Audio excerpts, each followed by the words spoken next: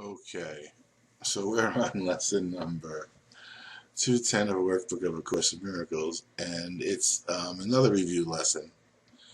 And we do have a lot more review lessons to go before we start the next one. As I was reading this one, I understand it's lesson 210. Remember to say, I am not a body, I am free, for I am still as God created me. I choose joy. I choose the joy of God instead of pain. Pain is my own idea. It is not a thought of God, but one I thought apart from Him and from His will. His will is joy, and only joy for His beloved Son. So His will is joy, which is why pain must be an idea of my own. For His will is joy, and only joy for His beloved Son. And that I choose instead of what I made.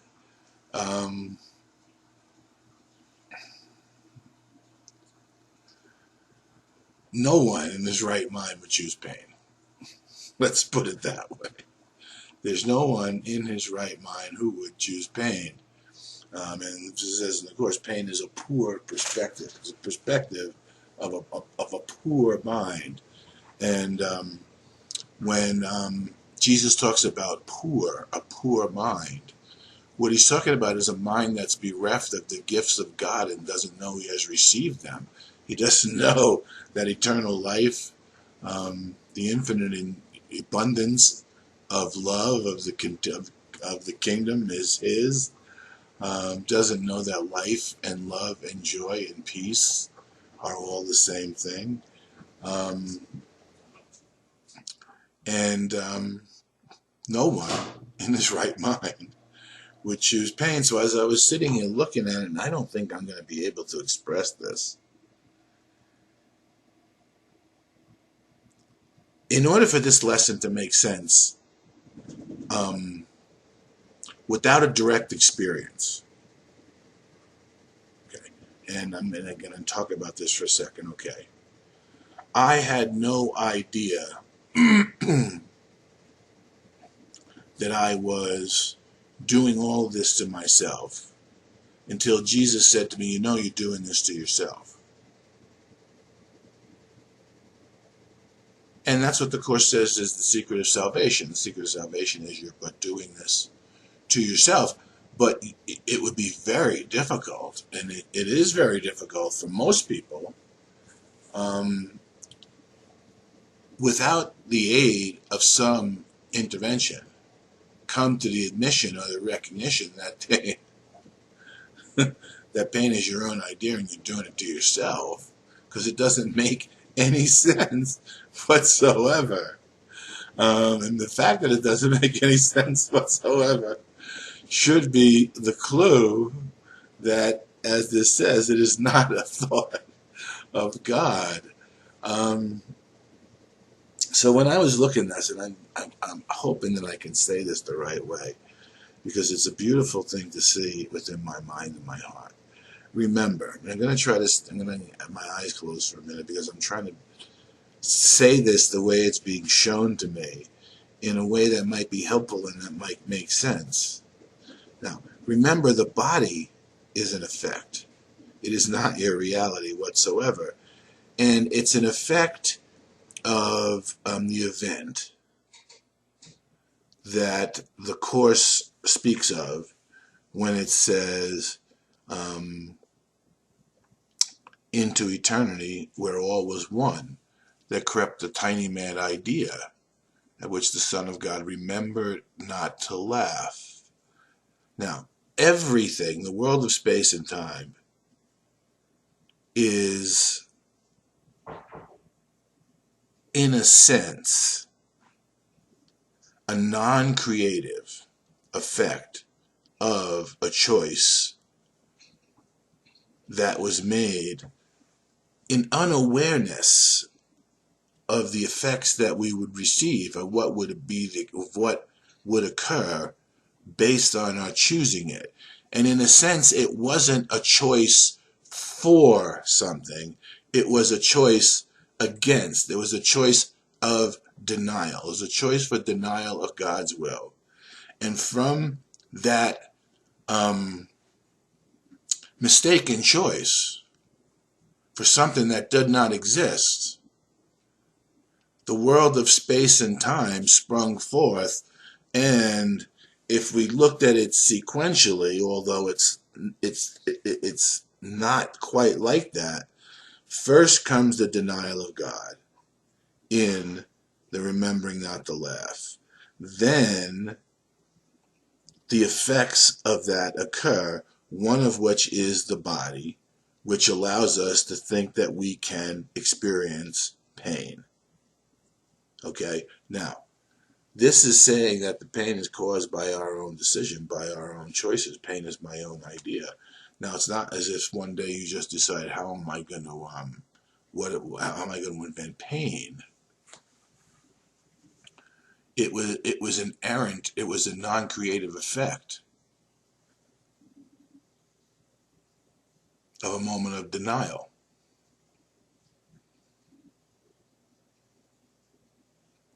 And it was an effect that's unknown in reality. So it can only be known within the world of space and time. Now, the way these lessons have worked and the way the courses work for me is this, okay? It doesn't seem to be that pain's my own idea and I made the choice for it. But with my acceptance of the theory of it and the willingness to let this be true so as to help me heal my own heart and mind of the decisions that have effectively caused me pain,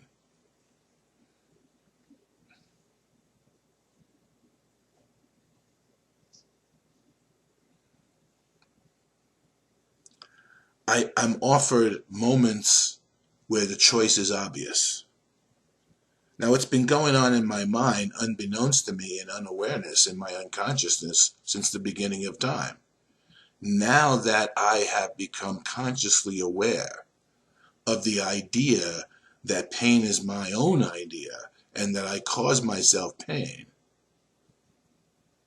I can finally be shown incidences of when that occurred so as to make a different decision in that instant when the occurrence was recognized by me consciously. Okay, so now it's as if this. Okay, so we've been causing our own pain, trying to heal it, and all of a sudden, whammo! Here's a Course in Miracles. I'm going to read. I'm but doing this to myself, and we really want a solution. It's not like we want to be doing it to ourselves. We don't want to be doing it to ourselves, but we really want a solution. And one or the other, it's like either God's doing it to us, something outside of us is doing it to us, or we're doing it to ourselves. There's no real other choices in the matter. So now, with the acceptance of the fact that I'm doing this to myself, the universe could conspire to show me incidences of when not only I did it to myself, so that I can be aware of the truth of this, but it will likewise show me, because I am now consciously aware and looking for it, a moment wherein which I can choose again because I recognize the choice had not been made yet. So we do these lessons in an attempt to practice and train our mind.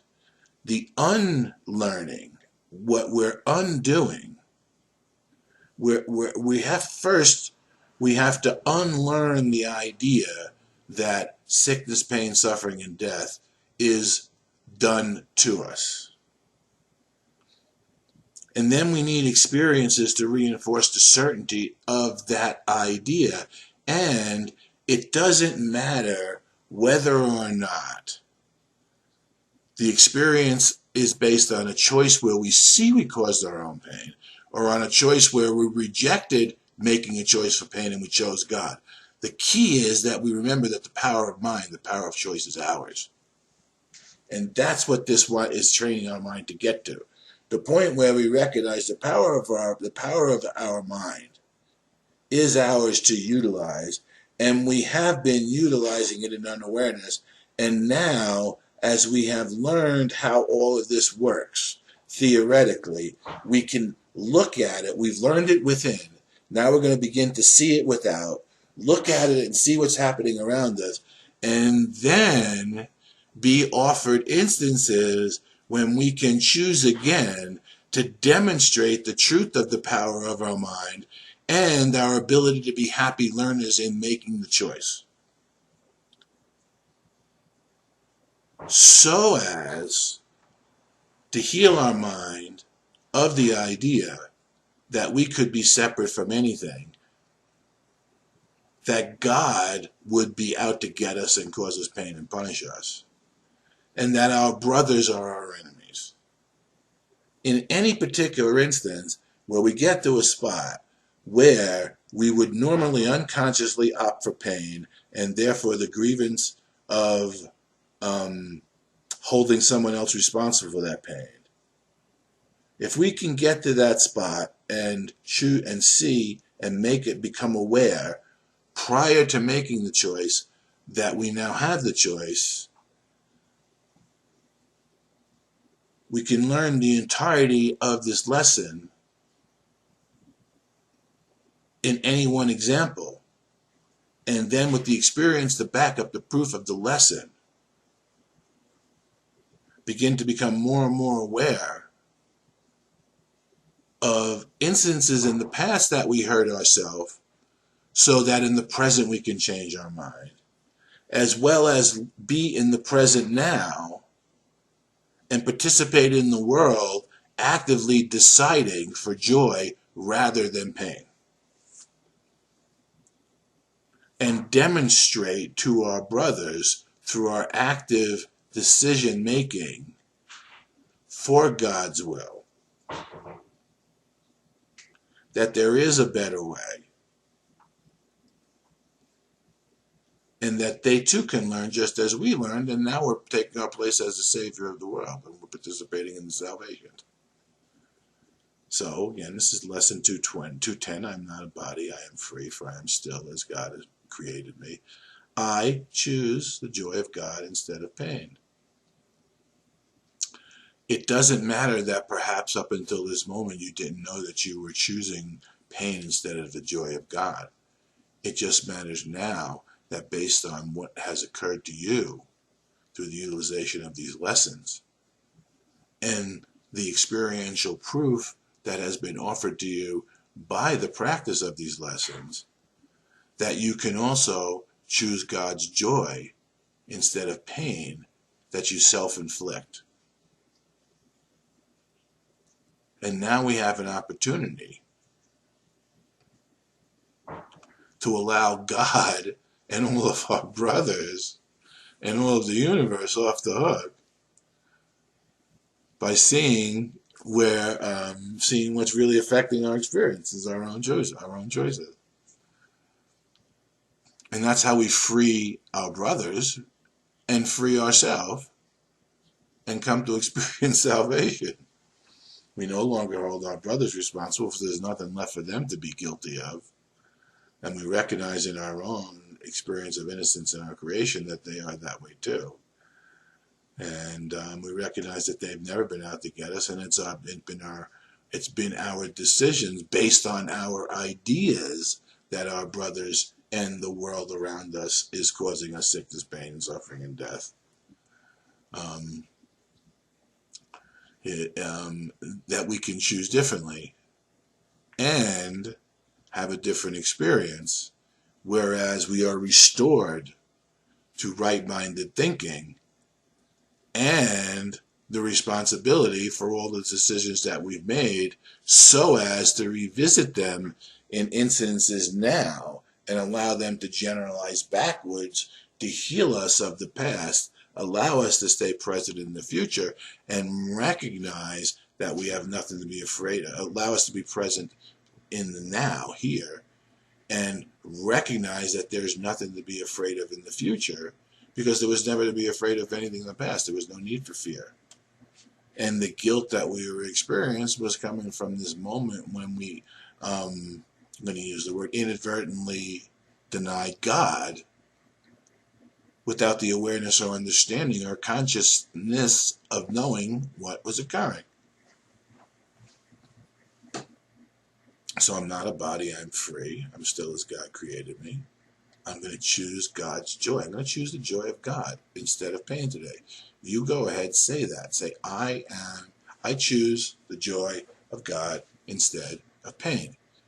And the ego is going to help you, because like the good ego that it is, it's going to offer you the ability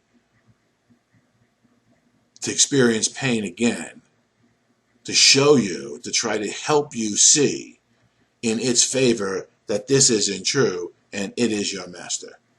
So somewhere in the course of the practice of this lesson, the ego is going to rear its head and present to you a situation wherein which you can go unconscious again and choose pain, or in the remembering and the practicing and the awareness of the lesson that we do as we do it today and bring it to our foremind and allow it to organize our day.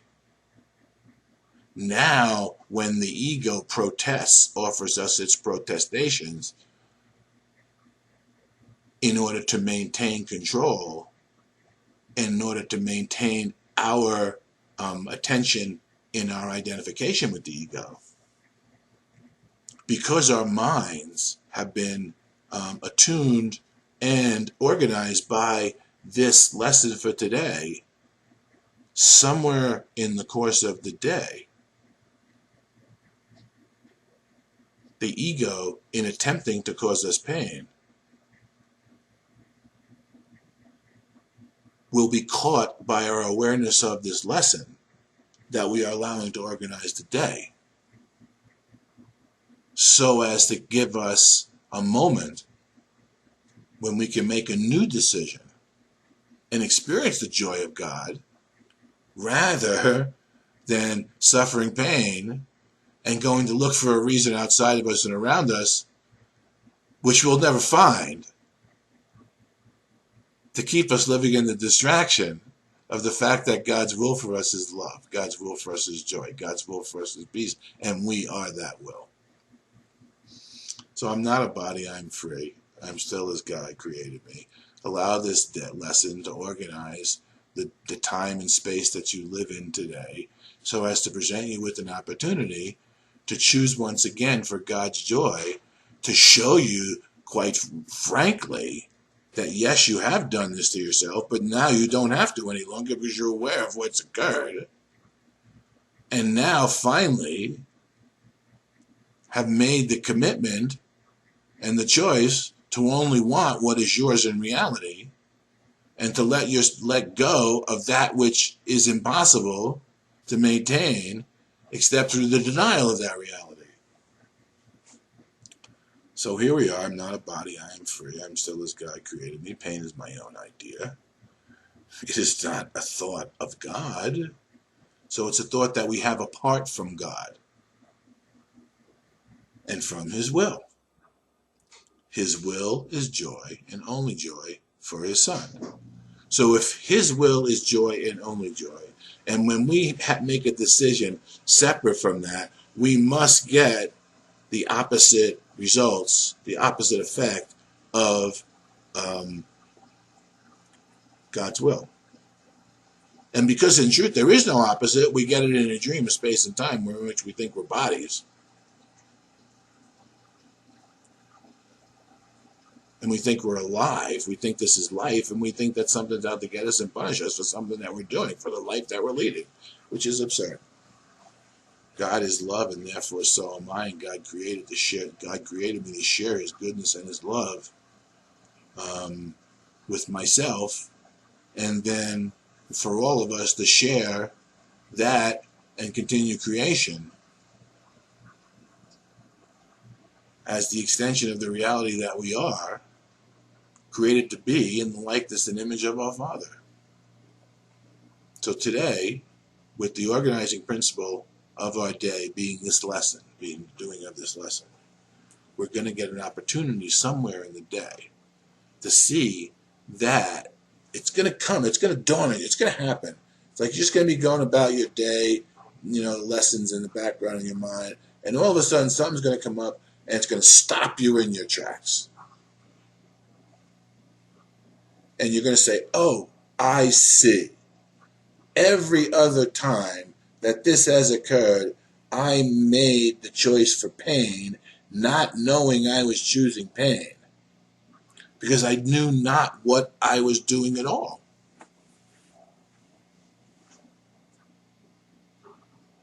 And then all you're going to have to do is you're not going to figure out, in a sense, the form. It's like you're going to, in that instant, how do I say this? See what the form is offering you. Pause. Recognize that the answer you want isn't in the form, but is in the choice that's being offered you. And that choice is either between God's will of joy for you or nothing. And nothing here in space and time is what pain is.